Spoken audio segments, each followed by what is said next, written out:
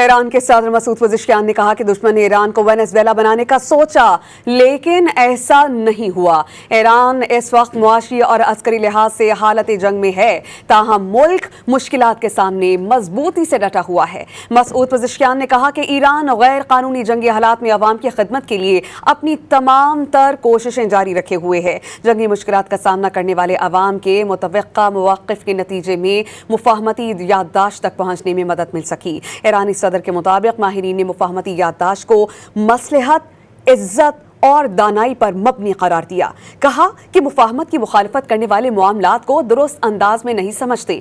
Media reports کے مطابق ایوان صدر میں ایرانی صدر Masoud Pezeshkian, speaker Bagher Ghalibaf اور عدلیہ کے سربراہ کی ملاقات ہوئی۔ امریکہ کی جانب سے ایران کے خلاف معاشی جنگ کے اعلان سے پیدا شدہ صورتحال سے نمٹنے کے لیے حکمت عملی طے کی گئی۔